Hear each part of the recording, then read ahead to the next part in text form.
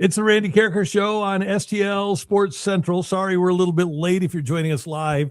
I did not realize this, Matthew Rocchio, but when kids get out of school, it causes traffic jams. Well, yeah. I have not had to deal with that in many moons. Parents have to go sit in the lines, and then there's a lot of 16-year-olds driving home, and they want to get home very fast, away from school as fast as possible. So it's a good time to be on the road. When I was in high school, I don't know how my dad let me do this, but he co-signed on a loan, and I had a 1976 Firebird Formula. It was orange. It's insane. How my dad let me do that. You talk about a cop magnet. Didn't work out to be a real chick magnet, but a cop magnet it was. And I raced out at midday during my senior year. I was on COE, and I went to work Onyx gas station. I do not believe they do that in schools anymore. COE? I don't think so. I thought, okay. Do they still do it? If you have a kid, or if you are a kid where you get to go work the second half of the day, you just join us in the chat. I feel like that's not a thing anymore. Like in my school, and I went to a private school, so obviously they didn't have that, but they would have a class that if it was your last class of the day, you were allowed to leave school early to go do service projects and stuff like that, and they shut that. They were shutting that stuff down by the late really?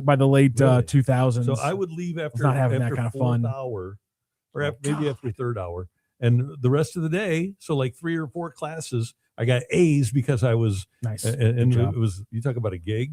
So managing a gas station during a gas shortage, it's a pretty good gig, because they felt compelled to pay me because I was getting credit for school and everything. So I went and I swept every day and cleaned the windows, made sure that the Onyx gas station was really clean, and then I would go out and do fun things. I know somebody who bought a gas station right before the gas shortage, and apparently business was interesting for him. A little bit of a change in the plans here since we're starting a little bit late. Mike Claiborne is going to join us a little bit early, around 3:25 in just a few minutes. So we're going to get to talk to Claibs. Obviously, the big news being the Oli Marmol extension that came out yesterday morning. We'll get Randy's reaction to that. By the way, thank you very much. That was very hectic. I woke up and I did the time thing, and I go, it's 12:30 in the morning in Japan. Joe Roderick is not going to see this, so I had to rally the troops.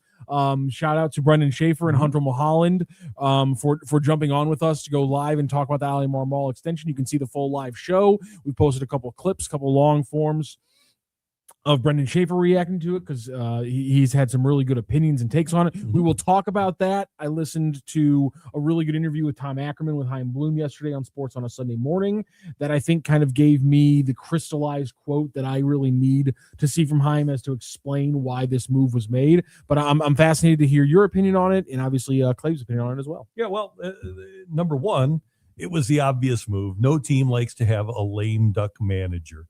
And I think we just have to keep pounding into our skulls that this team is not set up to win. This team is set up to learn. And Oli Marmol, at his core, is a guy that throughout his time as a Cardinal minor league manager and as a coach at the major league level, he has been a teacher, and he has a staff of teachers. This is not a team where when he makes a move for a middle reliever in the 5th inning of a game in September, that it's going to make or break the team.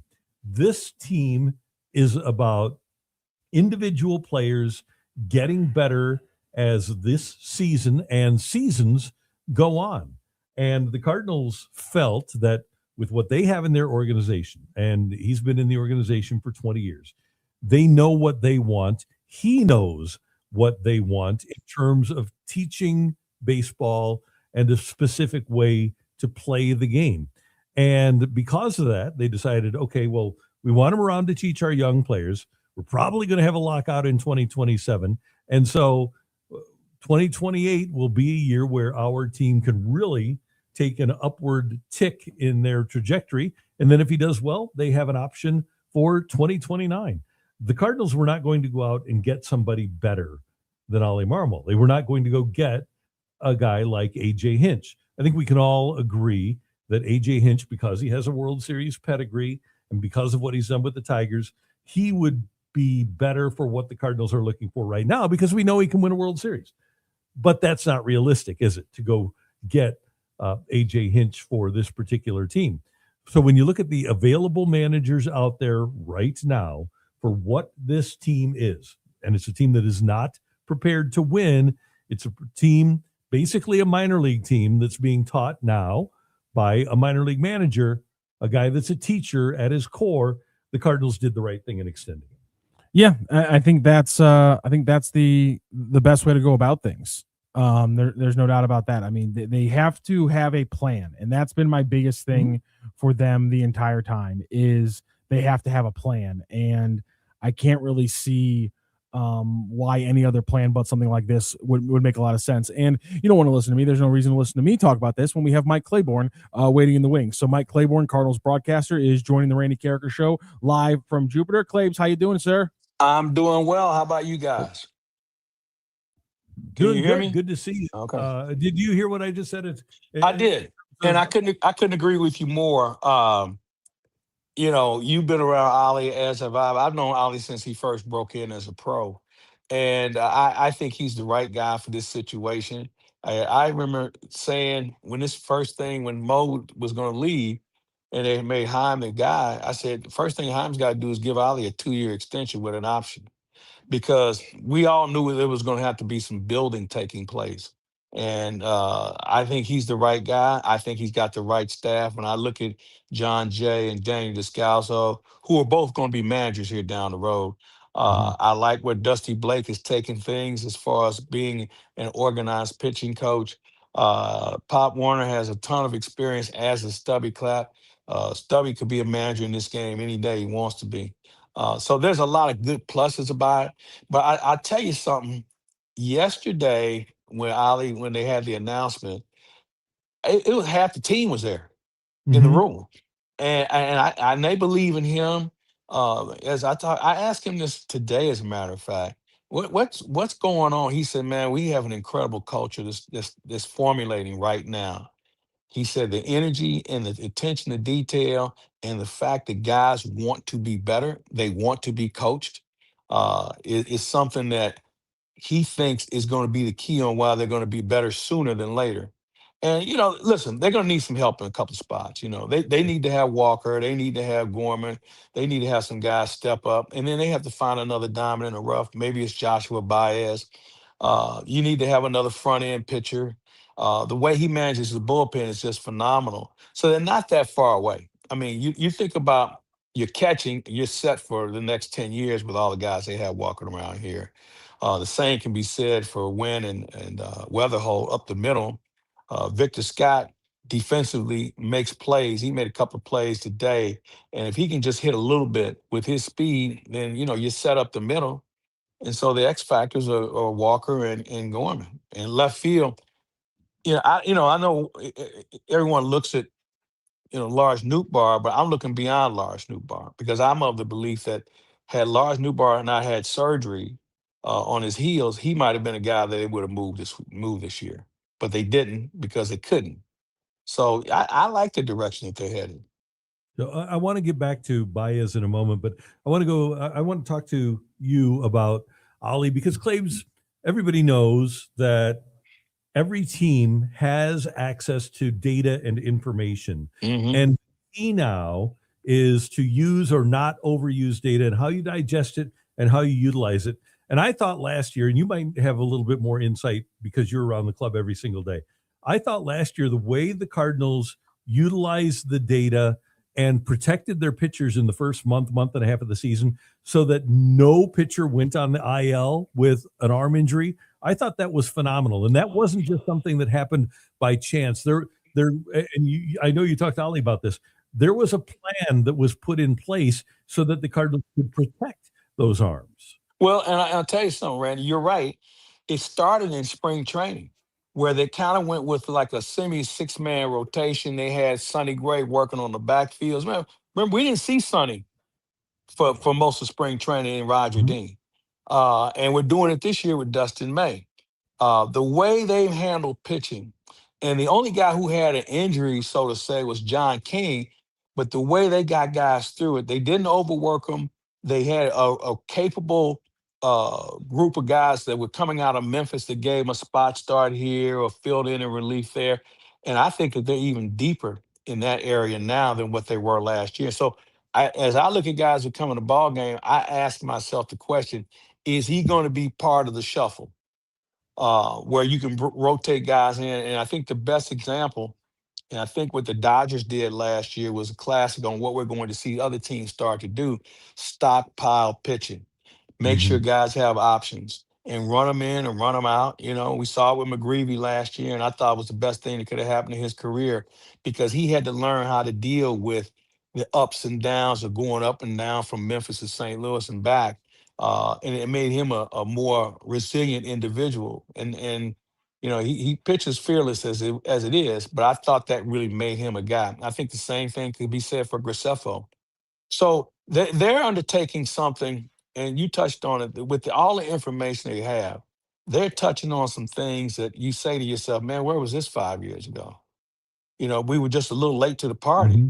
But Yeah. I think their mindset is one that really is going to put us in a good position to run the table for a while because you have a lot of guys under control. You don't have to spend a lot of money right now, and the money that they could have spent on a $15 million ball player, they reinvested it in the performance and the facilities and the other things down here. They've added some more coaches. Right now on campus, Randy and Rock, we probably have about 300 people between Wow. minor leaguers and big leaguers and staff and personnel. That's amazing. That's They're incredible. everywhere. First of all, to both of you, happy Casimir Pulaski Day. Thank Happy you. Casimir Pulaski Day, of course. Important. Oh Have yeah, to get that yeah. out there. We had a big celebration last night in lieu of Of it. course. You talk about the pitching. There are so many bodies down there, and they do want to be cautious. So, are we going to see just a different and kind of, I guess, new way of them handling the staff, where we see maybe, I don't want to go with the cliche 6-man rotation thing, but we see them maybe have a guy skip a start here and there? Are there going to be noticeable things Yeah, that they do to both utilize the depth and try to save some of the bigger arms? yeah, I think so. And I only think the reason we didn't do more of it last year was because you had certain guys like Sonny Gray who was set in his ways and how he wanted to do things, and out of respect to him as a veteran, they played along with it. And Sonny was pretty flexible too. But I think with this current crop of young guys, man, all it does is add time on their career and really gives them a chance to be more effective for a longer period of time. Yeah, that makes a lot of sense. And going back to the Ollie, something I wanted to ask you about, because when we're talking about on the live yesterday, me, Brendan, and Hunter, something that I brought up, and something that I've seen that Chaim and other people have brought up, and I wanted to bring up again because I think it's one of the key parts, which is a guy like Ollie who was so young when he took the job, but garnered the respect of guys like Albert as a manager and a coach, but Yeah. also clearly is a guy who can connect to and coach up young players. And it seems like he really does have that ability to both work with veterans and with young players. And I think sometimes casual fans maybe lose that view of Oli Marmol. Yeah, and that's because they really don't know him. And you touched on something. Albert was somebody who's always been in his corner. Tony has been somebody who's always been in his corner. And I think the turning point for Ali as a manager was when he took over, and Yachty was a guy that really wasn't on board with certain things, and they just had to have a talk. Say, hey, look, man, this is what I need to have out of you. What do you? They found a way to exist, and I've admired Ali from the standpoint of people wanting to hand over his job to Yachty, and Yachty and Ali embraces him being around. He could have put the Ford up and said, "No, we're good," but he wants him around. I mean, that's the kind of confidence he has, because I think he knows, and I think people who are in the game knows, it's one thing to want to be a manager. It's another thing to walk in those shoes. And I know even in the case of with Yachty handling Puerto Rico, that's a great opportunity for a guy to manage a team for about 6 weeks. But the bigger challenge is, what are you doing? Because you're worried about those guys. You have to worry about an organization. And I thought what an interesting indicator was, there were 10 jobs that were open this offseason for manager jobs. And to my recollection, Yachty didn't get interviewed by anybody. Hmm. Right. So that doesn't mean he can't manage, but I just think there's a process I think we're going through now where teams who want to hire young guys who don't have a lot of experience, they want to make sure that there's some boxes that are checked sooner than what they used to be. And that doesn't mean Yachty won't be a good manager. I don't know where and I don't know when, but yeah, he can do it. There's no doubt. But I think the fact that the way Ollie handled that, a lot of guys would have just thrown their hands up and said, no way. But the way he handled it, his transparency, his honesty says a lot about what people think of him. And, I'll tell you, somebody made the point. They kind of said he kind of reminds you of Tony when he was that age, when he first started managing. And when you look back, Ollie had more wins than Tony did when he first broke in. Yeah. Mm-hmm. And Tony looked after him and really kind of nurtured him, because he's been in the organization for 20 years. Mm-hmm. Yeah. So, it's been a good situation. I want to pivot for a quick second while I'm thinking about it. I saw something today in the game. Joshua Baez he challenged two umpire calls in succession, and the difference was maybe less than a quarter of an inch. 1/10 of an inch is what one of the calls was. He got them both right and ended up going from 0-2 to walking, and really Wow. kind of lit the game up, man. Turned the game around. That's amazing. I like And that. Clay, for those that aren't aware, he really struggled. He was drafted in the second round by the Cardinals, started in 21. Last year, winds up hitting 287 in A and Double A. He hit 20 homers. He had an OPS of 884. He also stole 54 bases and was caught 9 times. How much of a prospect is he now? He's legit. He's legit. He's fighting it a little bit right now. He got picked off today. But man, he can run. He let out an infield hit. He's got a good throwing arm. And here's the irony of this. There was a point last year where they were talking about making him a pitcher because he was struggling so much offensively. He has that kind of arm. But he's filled out. Him and another kid, Wanbon Cho. Yeah. He's a grown man too. Along with another one who I had a chance to visit with the other day, Ty Pete, the kid we got in the Seattle Mhm. deal. He might be something special too. Mhm. They have listen, they have changed their direction, man. They drafting athletes, man. Yeah. High ceiling guys, right? Yes. And so I think this is an intriguing time to get on board with the Cardinals as far as what they want to look like in a year or two. And I think this, if they get in the hunt somehow, some way, and they need something, I think they'll be able to go get it. Because we've seen what happens before when Bill DeWitt when Tony and Walt would say to him, or Mo would say, hey, we need to get this guy. And they always said, okay, let's go get him. Let's go get Larry Walker. Let's go get Lance Mhm. Berkman. Let's go get some guys who are the difference makers on successful teams. So if we get in that situation, I don't know when that's going to happen. I think we'll be in a great position because we'll have some prospects to move as well. This catching situation is fascinating, man.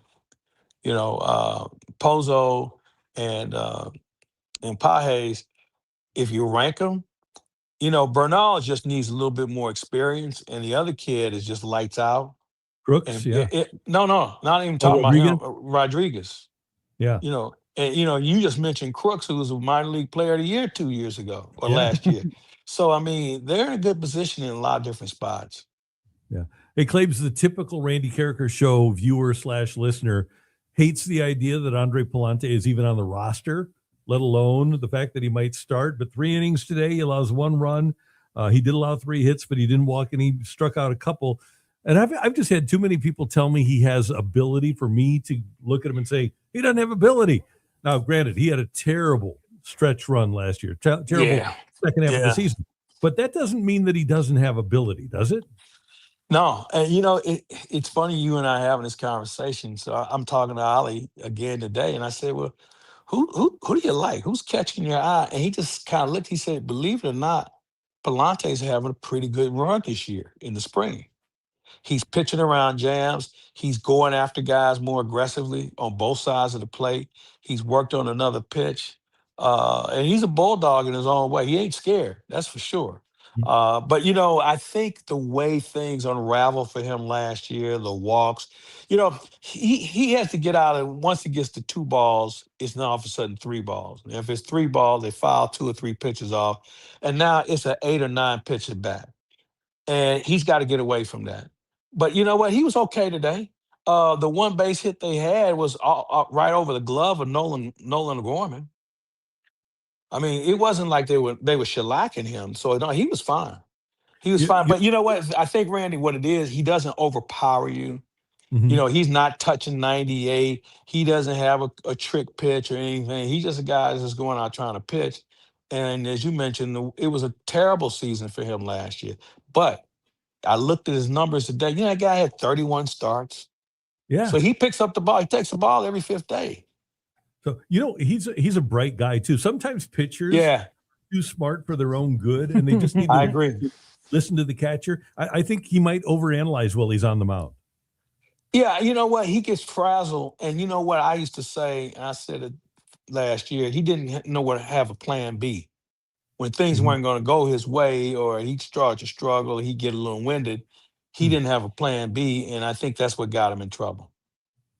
Claves, when you're around down in spring, I know obviously people want to talk about the positive things. People want to talk about 2026. But on a daily basis, how often do you hear phrases like 2027 and lockout? Not from this bunch. They want, you know what? They play for what's in front of them. Now, look, great. Granted, lockouts in the back of everybody's mind, okay? And especially with the change in leadership from the players' side and guys trying to figure out what are we going to war over. I mean, there's just not a lot of angst right now. But I think a lot of guys realize, look, man, we want to keep this thing going. Um, and I think for us, with Michael McGreevy being the player rep, it's going to be a very interesting challenge on how he conveys the message of the union to these players to make sure they're on the same page. I'm of the belief there's a couple of issues they need to address. The owners need to sit in the room and challenge the other owners in establishing a legitimate floor. The owners need to sit down and figure out what a legitimate TV deal looks like, locally and nationally. Those are the two things they need to do, and they need to make sure they qualify owners. Hey, look, man, if you don't have $1 billion+ and you can't spend this amount of money, then this is probably a club you can't be in. The players have to be more realistic about what cost certainties are. They refuse to have a cap, and I wonder if they really understood what a cap is meant to the other leagues. It's giving them stability. The players have to understand that partnerships is where these leagues work and where they're successful. You know, where they share in the revenue instead of fighting over it every 5 years. So there's some reality checks on both sides of the fence.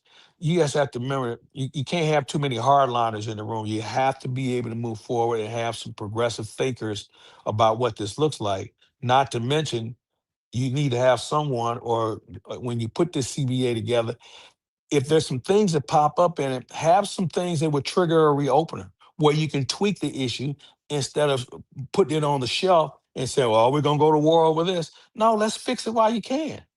Nobody needs this game to stop right now. Okay, this game is going in a really positive direction for a lot of different reasons. We have some young, dynamic players, and to have a work stoppage, I just don't think it's beneficial because you know what, man, there's just too many options on the table for fans to gravitate to in order to say, I got to have my baseball. No, I got to have something else. If you don't think so, the NFL is going to probably end up taking over the summer if you don't watch out. Yeah, That's a good point. and yet, Claibs, Scott Boras, he's worried about the guys, the top 5% of earners, because those are his guys. Yeah. Scott Boras doesn't care about the lesser 95, and No. unfortunately for the rest of the players, that 10% of the players make 72% of the money. The problem with the 90% that are making 28% of the money, they don't have a voice. The guys that are going on AJ Przinsky's show and talking about how bad a cap is, they're completely either misled by Boras or misinformed by what's going on, and they don't care about the other guys in their clubhouse. 26 guys in the clubhouse, you might have 3 or 4 that are making big money, the rest of them aren't. And the problem is that the Boras guys don't care about the guys that are going to be out of the league in 2 or 3 years once they get to arbitration. It amazes me why they have not put together a committee to study what the NBA and the NFL and the NHL have done from a cap perspective, the pros and cons, where they could formulate the one that is most conducive for them, take a little bit from the NBA, take a little bit from the National Hockey League, and certainly the NFL. And you have a chance to sculpt something that will be successful for everyone instead of just saying salary cap is just like a cuss word because it allegedly restricts your opportunity to earn. And we've Hey, seen from the other sports that's just not the case. well, somebody named Titus Howard got traded to the Cleveland Indians today and got a new 2-year, $45 million. That's $22.5 million a year to play for the Browns. I didn't know Titus Howard existed. And now I find out that he's a really good tackle and he's going to make 45 over the next 2. I think NFL players are doing okay with a cap. Think about this, Randy. You just say he's a tackle. Yeah. Okay. He's a tackle. That's what they make. Because, somebody realized, if you don't have a good one, then you probably don't have a good offense. When you look at how well these guys are getting paid today, and then you think about what does that guy look like in another sport? Is he a right fielder? Is he a catcher? Is he somewhere that's valuable? You have to look at it and make the comparison on is that guy in Major League Baseball getting paid that kind of money? And the answer is no. And here's another point.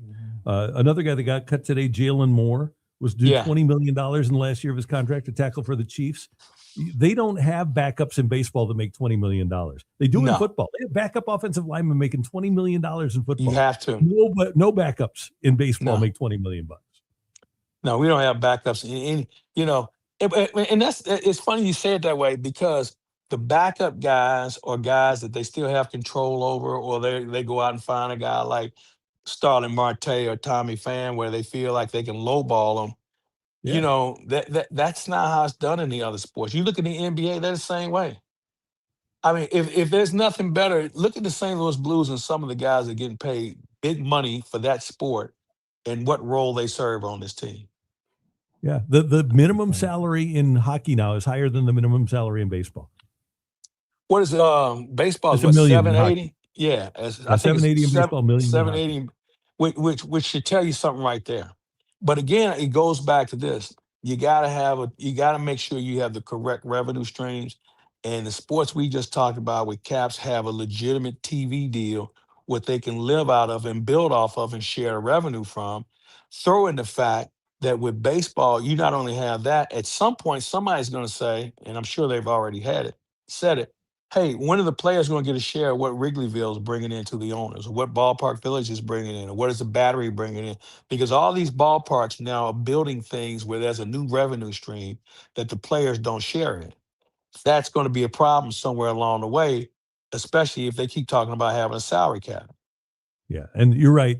And that's it's got to be owners versus owners first. And I guess, is it Liberty Media that owns the Braves? Yeah. Because they had to talk about, they had to release how much they make from that battery, and they're cleaning up from that.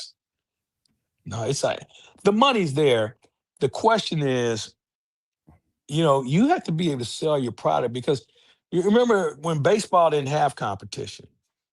Now they have competition thanks to the NFL. The NBA has a multi-billion-dollar deal. The NHL found a swim lane where they don't have to be as high as price as the other sports, but they pay their players as well as they've ever been paid. And that's what you're looking for. Mm-hmm, no doubt. I know that Matthew has another thing. I just want to ask both of you guys. So Scott Blewett finished up for the Cardinals today. And Claibs, you've been in sports for a long time. So you got Scott Blewett, who's a relief pitcher, NFL kicker named Chris Blewett. More alarming, kicker named Blewett or relief pitcher named Blewett? Ooh, that's a good one. I'm going to go with kicker because of the few opportunities he has during the season, it's always going to mean something. A Blewett could blow a save or blow a lead and come back tomorrow and be lights out. So I think a kicker has probably got more on his shoulders other than pads. Claims, what does it look like for you when you have back-to-back off days down in Jupiter like you do Tuesday and Wednesday? And Thursday and Friday, because we're going on the other side to play Baltimore and Pittsburgh. There you go. So I am going to take a golf club, and I'm going to play Grove 23 this week. I may go down to Miami and hang out with some friends there. I'll keep track of the team when they go over on the east side, on the west side. But man, I'm just gonna chill for a few days. What side of the state? And obviously, you're in a great place there in Jupiter for spring training. I know there's a lot of people that still prefer the Tampa Bay area, the west side of the state. I'm partial to the Jupiter side. What side do you like better for spring training? I like this side.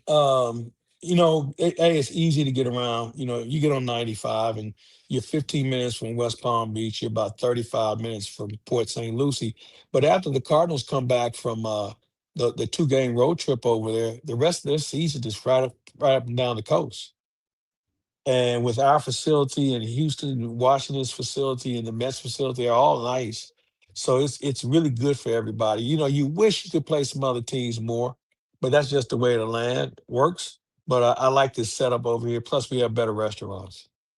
That's the most important thing. There it is. Yeah, That's the most And, important. and it's funny because you never know who you're going to see on this side. The other night, I was at Tiger's restaurant, and there he was, 2 tables over.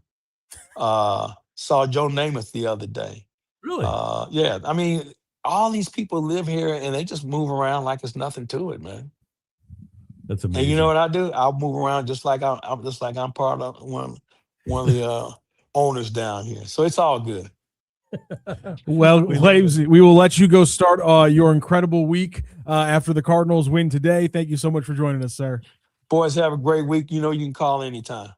Thank you, so brother. much. All right, man. Take care. That is our teammate here at STL Sports Central, the great Mike Claiborne. Great to have him with us on the show. I was looking at the Cardinals schedule today, and my first thought, because my brain is still wired this way, I go, oh, Cardinals game today. I go, oh, 2 days off and 2 away games. I go, oh, maybe those days are better. And then it hit me. I go, wait, no. Those are the worst days to ask Claiborne to come on, because he, if anything, has those entire days booked out to not be anywhere near a computer or his place of residence. So the game day is the perfect day to talk to Claiborne, and obviously just a day after the Marmol extension. I wanted to get to that big Chaim Bloom quote that he had from Sunday morning, because I thought it really was, it kind of said the entire argument in and of itself. And this is from his interview with Tom Ackerman on Sports on a Sunday Morning over on KMOX. It also it's part of the 7-minute clip that Tom and KMOX retweeted on Twitter, so you can find that. And and this is Chaim Bloom referring to Oli Marmol and kind of why this extension makes sense. I wanted him as part of player development. I wanted his insight. I wanted him to know what we were doing, and that's what made him familiar. And now we're adopting some of that to our big league environment, to do some of the things we did down below last year and building them in a way that will be functional in the big leagues. And having him involved in the last year is now making it very natural to scale this up to our big league environment. That, in my opinion, is the entire argument as to, wait, why are the Cardinals doing it? You heard it right there.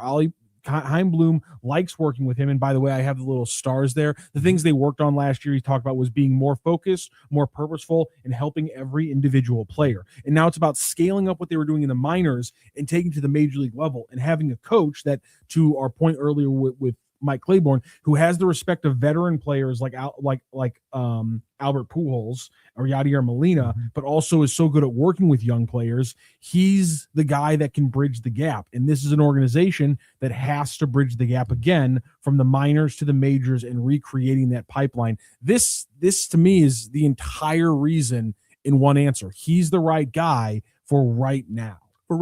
And let me give you a little anecdote here. Back when Whitey Herzog was the Cardinal manager, when Joe Torre was the Cardinal manager, or when Joe moved to the Yankees, when Tony La Russa was the Cardinal manager, when Joe Madden was the manager of the Rays or the Cubs, the Bochy in San Francisco, just as examples, before spring training would start, those managers would get everybody in the organization, every minor league manager and coach and minor league instructor and roving instructor and minor league person, and they would go through what the plan was for the organization. Okay, here is how you play. Let's just use Whitey as an example. Here's how you play Cardinal baseball. Here's the way you hit a cutoff man. Here is the way that you run the bases. Here's the way that you play defense. Here's the way that we're going to approach calling a game. And so there was a way for all of these high quality organizations through communication to have an expectation of how to build a program, how to have a system. One of the things the Cardinals did, and this was even under Mike Schilt. So Dan Billardello was the low A manager. Oli was a high A manager. Schilt was at double A. Pop Warner was at triple A. And because they had these meetings and there was a way for the Cardinals to make a player, for lack of a better term, Billardello would get a player into the organization, teach him the foundation of what the Cardinals wanted. When that player was handed off to Oli Marmol, there was communication between Billardello and Marmol. And Billardello would say, okay, here's what we got done. He obviously still needs to work on this. Here are other things that he needs to work on to become a Cardinal type player. Marmol would hand him off to Schilt. Same thing. Okay, here's what we've done with the guy. Here's what he needs to work on. Here's what you need to concentrate on. Pitchers or players. Same thing when Schilt would hand him off from double A to triple A. In the last 5 or 6 years, there has been no communication. Oli Marmol and Mike Schilt haven't been allowed to get everybody into a room before spring training to explain how they want the game to be played at the major league level and how it should be taught at the minor league level. That is no way to build a quality system. Why that lack of communication started, I don't know, but it did. And obviously, with what Chaim Bloom is talking about here, there is a level of communication and a way that the Cardinals are going about teaching players to play and playing the game. And thank goodness that Chaim Bloom has taken over here and opened up the communication lines for everybody in the organization. That'll make everybody better. Now, you have to have good teachers and you have to have good players. There's no doubt about that. But if a player gets to the Cardinals and is taught one thing at low A, and then he goes to high A and he's taught a different way to play, and then at double A, there's something different, and then you get to triple A and it's something different, and then at the majors, it's something completely different as well. That's such an like when you really put it that way and break it down like that, it's patently ridiculous. They thought it was going to work. Yeah, and it's so disjointed and unfair to the player. And so I'm glad that they have a linear path now from getting drafted to getting to the major leagues, and it's singular. You are taught how to play the Cardinal way. I have no idea how some of these guys made it. How did Brendan Donovan make it through this system and make it work and become a good player? And you can understand Gorman, you can understand Jordan Walker, you can understand the issues that they've dealt with since they got into the organization. Not just those guys, but go back and you wonder what happened with a guy like Jack Flaherty. Had the Cardinals had a better system for being consistent, could they have kept a guy like Jack Flaherty healthy? You don't know. But that has changed now. And so I think we can all look ahead to the future and hope for and maybe even expect better things from the organization, because what's happened in the last 5 or 6 years is untenable, obviously. And I don't think if the old regime would have been in place with the level of communication that was in place, I don't think the Cardinals would have been getting any better. I'm with you on that one. Ghostface Gaming, Oli is the perfect guy to get through the rebuild. And then after his contract is up, they can hire a real manager when the team is ready for us to contend. Or I think the other side of that is look how much this guy has grown as a manager from that first season in the playoffs. Mm-hmm. I mean, he literally has become one of the better managers in baseball when it comes to managing his bullpen. If it's going to be such a young team, and we know the focus of the Cardinals is always going to be defense forward, he's always going to be a good manager for that side of things. And so part of this is that you get to continue the investment in a guy who's clearly getting better, who was the youngest manager in baseball until this season when the Giants hired Vitale. Mm-hmm. And so there's both a long-term potential that can kind of benefit you. But if he doesn't continue to grow and he isn't the guy to take you to the next level, then you can pivot, and that's a smart way to go about this. One of the most amazingly blatant things I've seen from a sports management person in the last few years was when Doug Armstrong, when he gave the contract to I feel terrible that I don't remember the guy's name that coached before Montgomery. Yo? No, but the guy that they whacked before. Oh, Bannister. Drew Bannister, Banny. I feel bad that We got somebody, by the way. He was mildly forgettable. We got a chat the other day where somebody was very offended that you don't call Dusty Blake by his correct name very often. Blake Lively? Yes, they were very offended Yeah. for him that you do not call him by his real name. Don't like to play better. But anyway, so when the Blues promoted Drew Bannister to be the head coach, Army talked about how in the NHL now we have teaching coaches and we have championship coaches. And teaching coaches get you to a certain point, and then when you're ready to win, you hire a championship coach. And then when he hired Monty, he said, in the league now we've got both, but Monty is both. Monty can work with young players and obviously can coach a team to a championship level. But I wonder if baseball is going that direction where you have a teaching manager and then you have, when everything is polished and ready to go, a championship manager. You know who was victimized by that a couple of times was Buck Showalter. Showalter was with the Yankees through 95. He gets whacked after 95. Torrey takes over in 96. And then Showalter got whacked in Arizona after 2000, and Bob Brenly comes and takes over and wins there too. So Buck Showalter was the teaching manager, and then the actual championship manager was brought in after him. So we know the Cardinals have shifted things pretty substantially. I guess now the question goes to, will the Blues make a substantial shift of their own, Randy Karraker?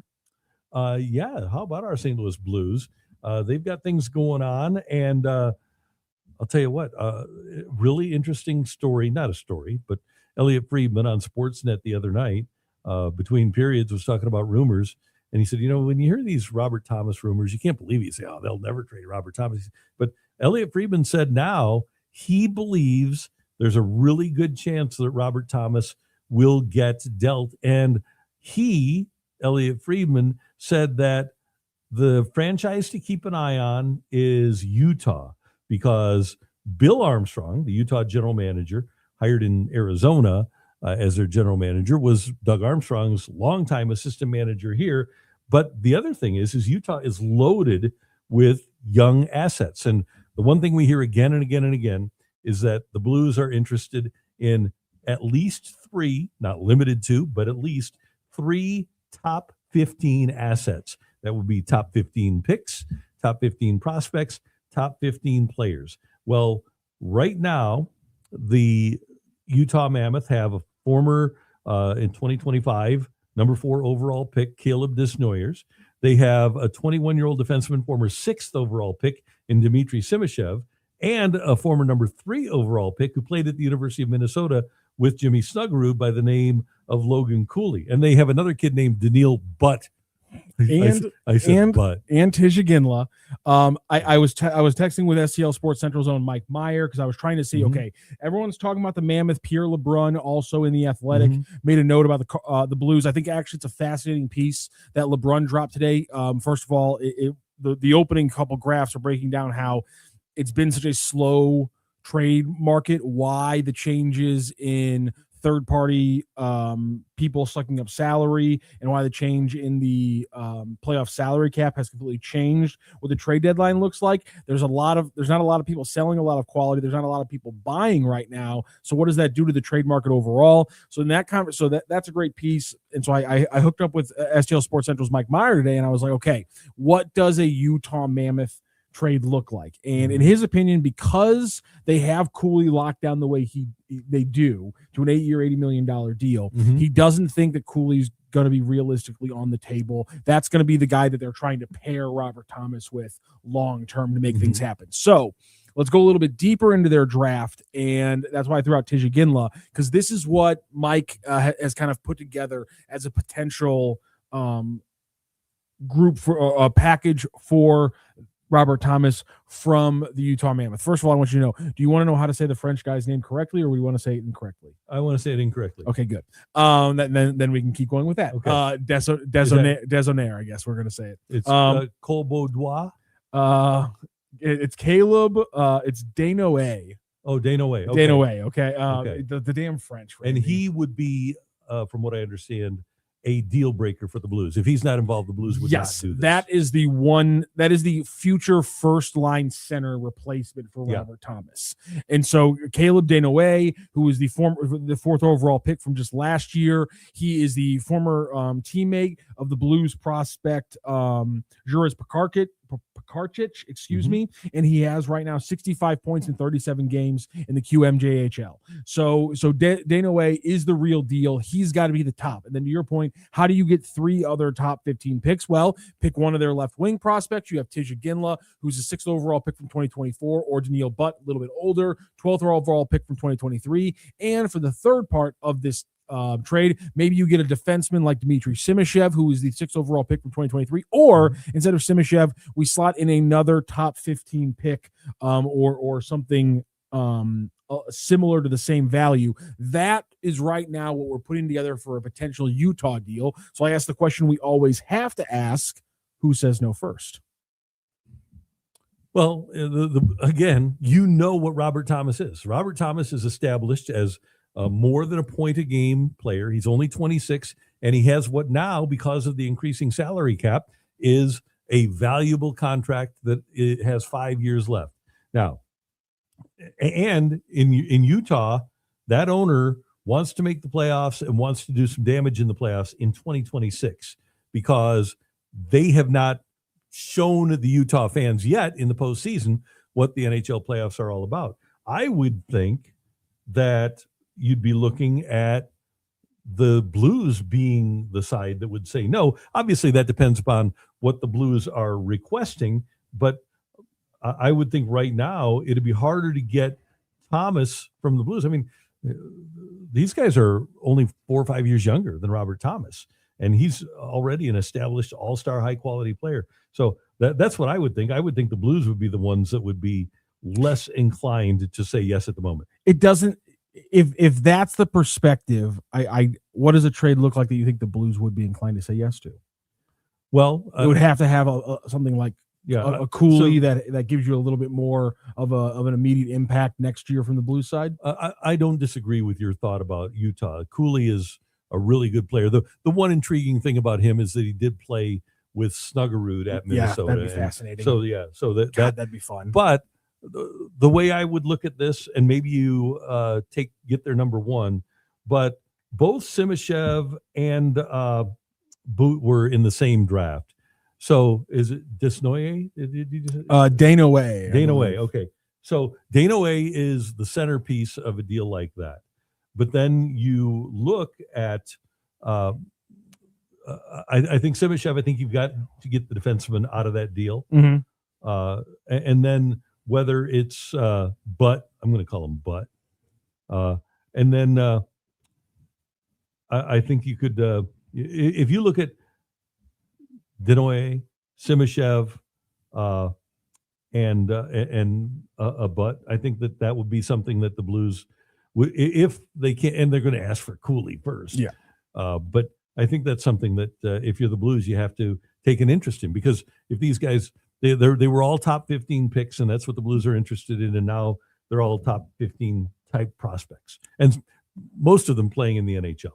And I do think an interesting point here from Mike that I also think is good, which is if they do trade Robert Thomas, or if they are going to bite the bullet on Robert Thomas, doesn't that mean they need to go full bore and move Jordan Binnington and some of the other players who are tying things up? You don't have to move them during the season, because I don't think that the demand for Jordan Binnington is not extraordinary right now. Teams that are in the playoff hunt aren't necessarily looking for goalies, and Binner also has the half of the league as in no trade.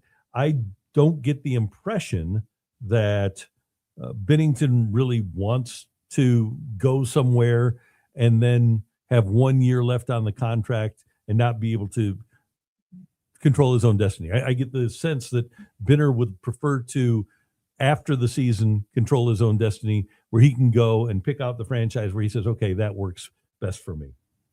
I mean, that makes sense. It does signify, a pretty deep rebuild if you trade Robert Thomas, because It does. the Brendan Donovan was, okay, we're not going to compete for 2 years. It makes sense. This is saying we're not going to compete for 4 years. And that's a message some people will take from this. And that's a pretty big sign. At the same time, you are at the end of one of your GM's time as the GM, and maybe it makes sense to clear the boards as much as you can. And maybe when you have the second worst record in the league anyway with Robert Thomas, you're more willing to consider something like this, because all of these guys, Yarmouth and Buchnevich, we've discussed that. But you've got Binnington, and you've got Thomas, and you've got Kyrou, and you've got Falk, and you still have the second worst record in the league. So the only way to go is up. So why not try to get it going sooner rather than later? And hockey's a young man's game now. There are a lot of really good players, successful players that are doing good things at the ages of 22 and 23. So you might be as close if you make a deal. That's my point here. If you make a Thomas deal, as if you wouldn't. But there are maybe no other teams that have the sort of assets that the Mammoth, before that, the Coyotes, have accumulated over the years. So many assets, so many top 15 picks, and the Blues could maybe break off a few of them. I don't want to see this trade because, my point just a moment ago, it signifies something deeper in how much work the Blues really have to do, and that'd be a tough pill to swallow. But if this is what they believe is their best path to getting back to a long-term competitive stance, then you have to start pulling the trigger when the opportunity presents itself. Yeah. And that kind of just gets to what we've been saying a lot about the Cardinals, the Blues, every team we're talking about. Sometimes it sucks to have to bite the bullet. But we all live in the reality, and we're just trying to kind of break it down there. And right now, the reality of the Blues is they are the second worst team in the league, even with these players. And they have some heavy contracts that will leave them semi-handcuffed in certain moves over the future. And so at this point, it's about asset retention, asset management, asset accumulation.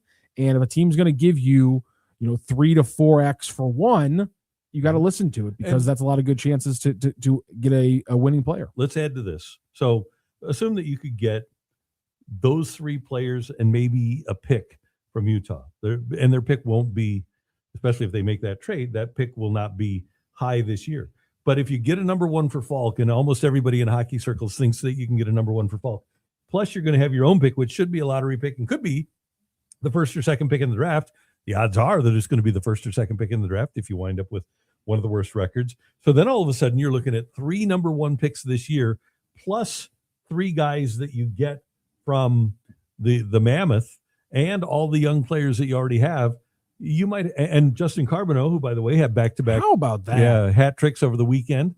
Then all of a sudden you might have a really large array of young talent on the horizon for the Blues, and then Hofer between the pipes. You got a lot going on. You know what? You bring that up, and that makes me kind of wonder. We have seen the Blues scouting department clearly get a good hold and handle over the last few years. And so I wonder, if we're talking about them trading and making this trade, do we have to kind of give them the benefit of the doubt that they know what they're looking for in young talent? And if they can get 3 top 10 picks for Robert Thomas, this is a scouting department that we might have to give a little bit of the benefit of the doubt and say, if that's what if they're the ones telling Army that's enough, maybe they could be right in the end. And these guys, whatever it ends up being, a Ginla, Butt, Danaway, or Simashev, what combination of those 4 guys it is, or even just giving this scouting department another top 15 pick in a future draft. Sure. I think we do have to factor in the context of this team has done a very good job of drafting and developing over the last few years. Yeah, they have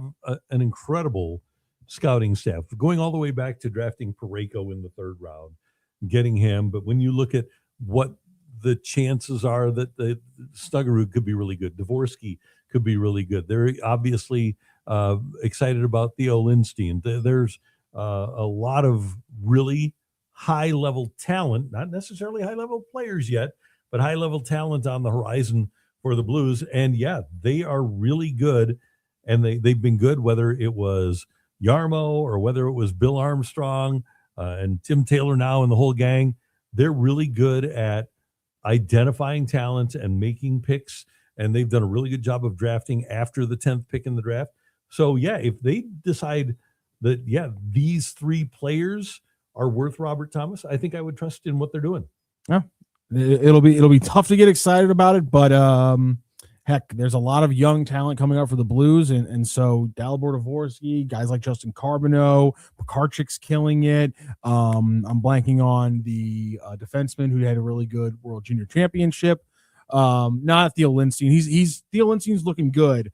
But the guy for Chet who had a really good World Junior Championship, the defenseman, and I'm blanking on his name right now. Bottom line, they're killing it in the draft development side of things, and so if that's the way they go with it, good for them. But not, the Blues have won 2 out of 3 since the break, and hey, I'll take this. I know we're not happy. I don't have the video right now. I don't have the graphic made, but the first win was Holloway's hat trick. That's we'll take a guy who was potentially going to be signed to a long-term deal or a shorter-term bridge deal to get to the long-term deal, what have you.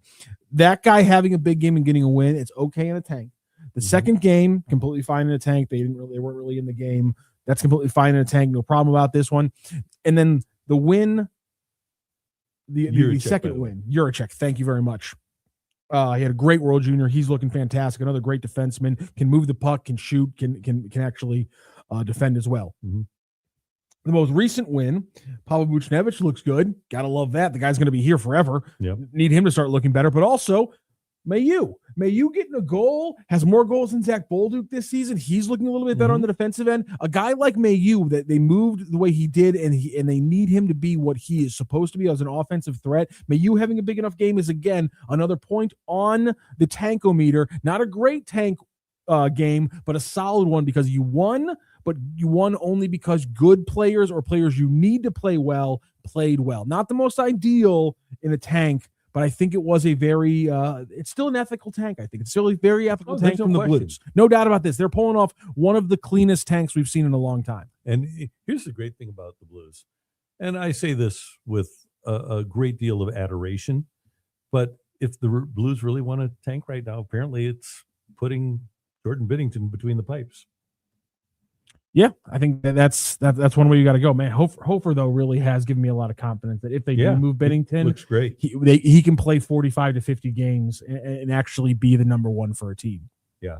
So this will be an interesting week. And normally, Army is a guy that doesn't go all the way down to the deadline. He works ahead of the deadline. Deadline is on Friday, so there will be a lot of moves. The NHL, there are a lot of people. And if you look at the Athletics last trade board, they've got Robert Thomas way up at the top of it.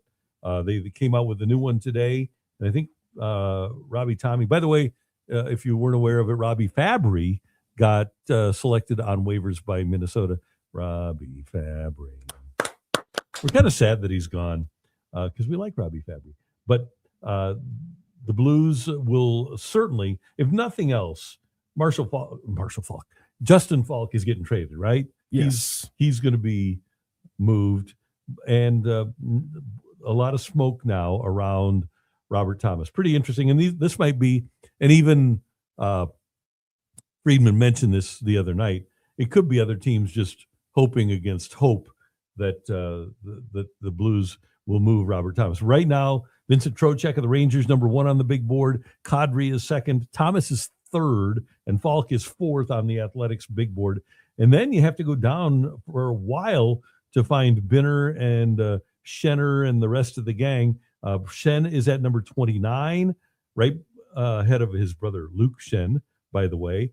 And then Binnington is number 43, and Kyrou is number 45 on the Athletic trade big board. One last point to make in that Pierre LeBrun made in that great article on the Athletic. Really, really, really, really, really crappy free agency class. And so there are teams who are looking at this trade deadline as potentially an extension of free agency. I think that could potentially obviously play into the Blues' hands. It may be it could be why we maybe see something like an unexpected move, like maybe a Binnington. Maybe there is a team that does kind of shoot the moon for him as a way to get him now instead of the summer. At the same time, to your point, why not just use him as a trade in the summer when everyone goes, oh crap, there's no goalie for us to sign. There's a bunch of free cap space. There's Jordan Binnington. Let's make magic happen. Yeah. I think it makes sense. If we had a crystal ball, I think we can all kind of predict that Jordan Binnington probably is out of St. Louis before the end of July? I think so, and I think that he probably is seeing that writing on the wall. He and Hofer have played virtually the same amount of games this year, and I would think that he being Binnington would want to be in a situation where he has an opportunity to win again as he gets older, and I would think that he would want to take advantage of that rare opportunity to win. One other note, by the way, the Mammoth do have a first rounder this year.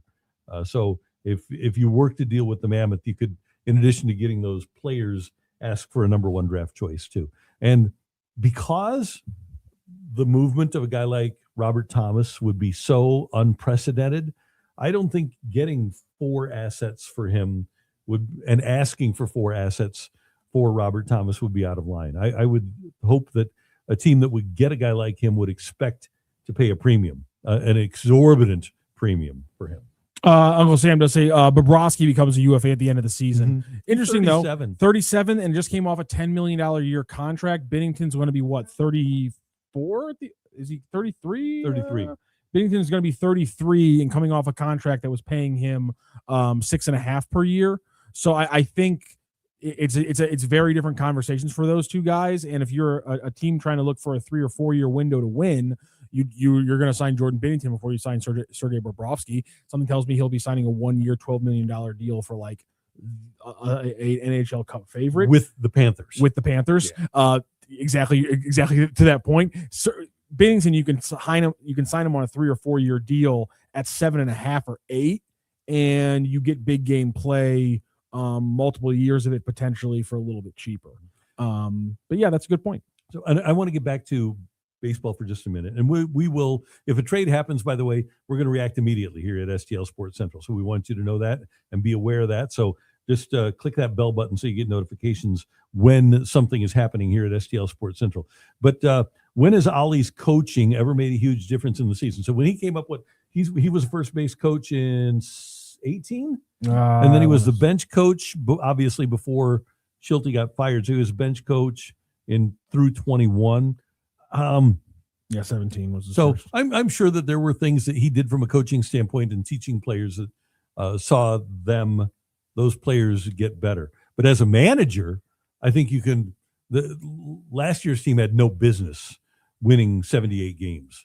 When you look at the way that team won games, despite the fact that they had Fetty and Michaelis, and the way that, number one, the starting pitching didn't get hurt, and number two, the bullpen was utilized, and they were able to overcome the fact that they were 19th and they might have been 21st in the league in runs scored. I would say his managerial prowess was extraordinary last year. But as a coach, and those are things that we don't see, but there are really good coaches in baseball. From a coaching standpoint, a guy like Ron Washington does great work. And I'm sure that when Oli was a coach with the Cardinals before he became the manager, his coaching made a difference. We know for a fact that he's one of the I dare say primary reasons they've become a better defensive team over the last 5 years. Not only just as him a manager. Yeah. When Mike Schulte was a manager, his coaching is a primary reason they became finally again a good defensive team under Mike Schulte. The reason why we've seen it continue over the last few years is primarily because of his coaching. That's 100% an aspect that I'm willing to throw out there in his favor. George Kell says you can't simultaneously shield him from criticism about the team's performance and then credit him for one or two things that have improved. He either matters or he doesn't. Yeah. Again, I'm not shielding him from criticism about the team's performance. You cannot blame him for the team not having a roster that would have ever been expected to be a playoff caliber team. When they had a playoff caliber roster, they made the playoffs under Oli Marmol. The moment the roster fell below that, he, as a second to fourth year manager, was not a good enough manager to add 10 wins to a team based off a crappy roster. He just simply wasn't. There's like 3 guys who maybe exist in baseball at any one time who can do that. So it's not his fault that the team didn't have the structure to be a winning team. You can criticize how he manages the level of his roster, but you have to have a legitimate and reasonable expectation for what that roster can do. And then to Randy's point, take what he did with last year's roster based off the expectations of what you had for that team based on their talent level, and then tell me, do you think plus or minus at the end of the year if he made the team any better? Randy has already come up with his opinion. He made the team better last year. I don't think that's a ridiculous opinion after watching the Cardinals play last year. Hey, and he's gotten better. He went from a guy who was known as screwing up the two big bullpen choices he had in the playoff game, and now he is by the numbers. It's not an opinion. He is by the numbers, and everyone will tell you this who knows baseball. He's by the numbers, at least an average to above average manager of his bullpen. Full stop. Can I put my Lindenwood education to work? Go for it. One time I took a logic class at Lindenwood and we learned about if then. Okay.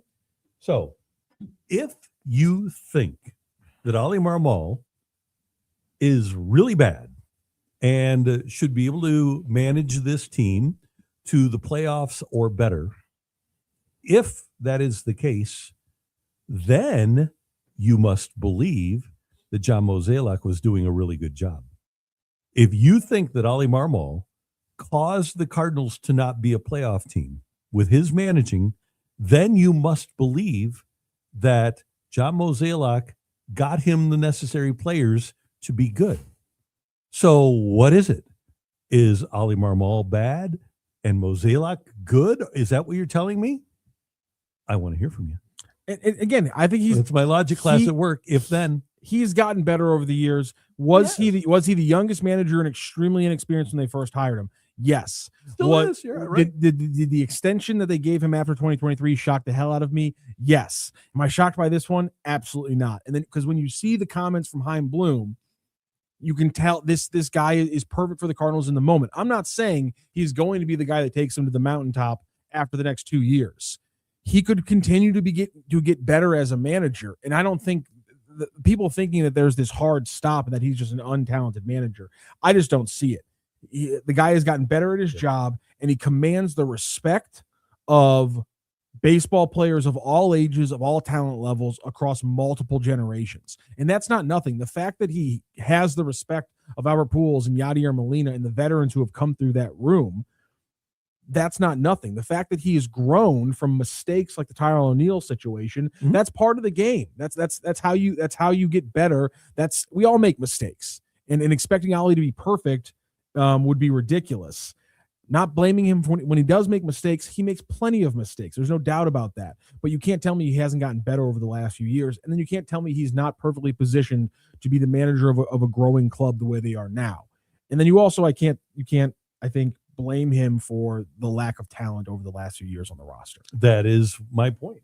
If you believe that the Cardinals have playoff quality talent, then you think that John Mozeliak was doing a good job. And at the same time, while I will happily criticize this coaching staff, which Oli Marmol is part of, for their failures alongside Nolan Gorman and Jordan Walker and players like that. But as we criticize them for those players failing to grow, we then do have to give Oli Marmol and this staff credit for a Brendan Donovan or a Mason Wynn or a Victor Scott or Lars Nootbaar, and we're not even talking about the pitching and the ones that have worked. We have to criticize them for some maybe mistakes and misuse of certain pitchers over the years, but then we have to credit them with the growth of some of these young pitchers as well. And so you got to do both of them. Not saying do not criticize Oli Marmol, saying have the context of the criticisms when you do. And you know what? If the Cardinals suck this year and the ownership and the Pobo feel like they shouldn't, they can still fire him, right? Managers and coaches have been fired with 2 years left on their contract before. And the Cardinals have it within their power, if they so desire, to move on from a manager if the manager isn't performing up to their specifications. Just because he got a contract extension doesn't mean that the Cardinals have to keep him around. Mike Matheny got a contract extension in the offseason before he got fired by the Cardinals. Yeah. And they paid him for a few years. So it's not like they're paying him $8 million a year and they're going to lose $24 million, $36 million if they fire him. It's just not, it doesn't work that way. He's probably making 3.5. So it's not going to be a situation where if they feel like he's underperforming that they won't be able to get rid of him. But the thing is, they know, we know, and we hope you know that this team is extremely young and extremely inexperienced, and there should not be an exorbitant expectation of winning a championship by the Cardinals in 2026. What you should hope for is that the young players get on an upward trajectory and get better and better and better as the season goes along. And if that is something that is just a non-starter for you, if you can't go to a game simply because you don't think they're going to win, then you need to learn about the new all-inclusive club out in left field at Big Mac Land. Because when you can buy a $29 ticket how about that, and get all the free food, I mean, what more do you want? I you know what? Anouk really understands Missouri people right off the bat. He's the guy, the Cardinals business guy. Something tells me he locked in on that one and got that one figured out. He's potentially one of my favorite people in St. Louis with that deal. George Kell says, I guess I don't really see why he was hired in the first place. Manager of a major league team isn't for on-the-job training. I will not disagree with you there. The thing is, though, that was years ago, and now we have Chaim Bloom, who's gotten to work with Oli Marmol in the last year and has talked about on that Ackerman interview about how much he likes working with him. And then he talked about how when he got Oli's opinion on the player development thing, he saw that this was a future partnership that could work really well. The Cardinals gave him the ability to hire his own manager after this season if he wanted to. But after working with Oli, he made this decision to sign him to an extension. And the discussion of signing him to an extension started early in the offseason. It's just been going over the last 3 or 4 months. That should tell you why your initial question isn't wrong, George. But the fact of the matter is that is in the back, and now we have to accept the reality of the situation is that Oli was the manager last year, and getting to work with Chaim Bloom saw something that he wanted to continue working with. And if you can trust Chaim Bloom, then you got to have a little faith, I guess. George, I have a great deal of appreciation for your career, Hall of Fame career with the Tigers. That being said, would you have not hired Sparky Anderson? I guess not. You wouldn't have seen why Sparky Anderson was hired by the Reds as their manager. Would you have not wanted to see Whitey Herzog get a chance at Tony La Russa when he was hired by the White Sox? A manager of a major league team for the first time. You know, you got to be a first-time manager at some point. And unless you're only going to hire guys in their second job, then you're going to miss out on a lot of really talented people. Wait, why is that guy? Why am I hiring a guy with a second job? What happened to his first job, Randy? Well, when you look at the success rate, did he get fired? Yeah. Is he a bad manager? No. Why am I hiring him? Well, okay. Bruce Bochy, it seems like, had a pretty good run with the Giants after being with the Padres. He won 3 World Series there, and then he won another World Series on his third job. There you go. Terry Francona, really good on his second job when he was in Boston. Really good on his third job when he was in Cleveland. Really good manager. Tony La Russa was on his third job when he was in St. Louis. But you can also have success, as the Reds did with Sparky Anderson, when he was hired for his first job, as the Pirates did when they hired Jim Leland for his first job, as the White Sox did when they hired Tony La Russa for his first job. There are Torey Lovullo with the Diamondbacks. He's had a really good run, was in the World Series. The Giants hiring a college coach. Yeah. Or when you look at the first job that Dave Roberts had, where did he learn how to manage? And Dave Roberts has done a pretty good job. So I wouldn't say that just because a manager hasn't been a manager before that he's going to be a failure. I don't see it. But George, again, I appreciate your knowledge because you're in the Hall of Fame and I'm not. If he can help this team develop, this deal is smart. If he cannot help this team develop, then it's going to bite them in the ass, and we'll have to look at it. So, and that's why you got to go watch Bernie's video from today on STL Sports Central. It's over on the video tab. He did a really good breakdown of in the back half of the video, especially in his second segment, of like what is going to be open for criticism, which is them taking such a hard tact on this does open them up for a lot of criticism, which is just Chaim Bloom just laid out the entire plan. So if they do not and cannot develop young players, all of your criticism will be worth it and will be valid, and we will be happy to hear it and put it out to the public here on STL Sports Central, because that is what the Cardinals do. They have given you the rubric of how to grade them. You just now have to actually use that rubric. It's about young players. It's about development. It can't be about W's and L's. It can't be about playoff spots and things like that. They've given you how to criticize this team if they fail, and that's the avenues that we should all be willing to drive down. Okay, so let me give you a starting rotation here. And this is old school, a little bit before your time, but I'll just ask you if any of these guys are Hall of Famers, okay? Okay. So we will start with let's start with Ken Hill. Ken Hill, is he in the Hall of Fame? No. Okay, well, there's a start. How about Mark Pekazik? No. Alan Watson? I don't think so. Donovan Osborne? No. Mike Morgan? No. Danny Jackson? No. Okay. That manager of that group was really bad. Yeah. Really bad. That was 1995 here in St. Louis. Tony Lewis's first year. No, that was Joe Torre got fired. Oh, that was Joe Torre's last year. My bad. 1996, though, all of a sudden, Joe Torre is a different manager.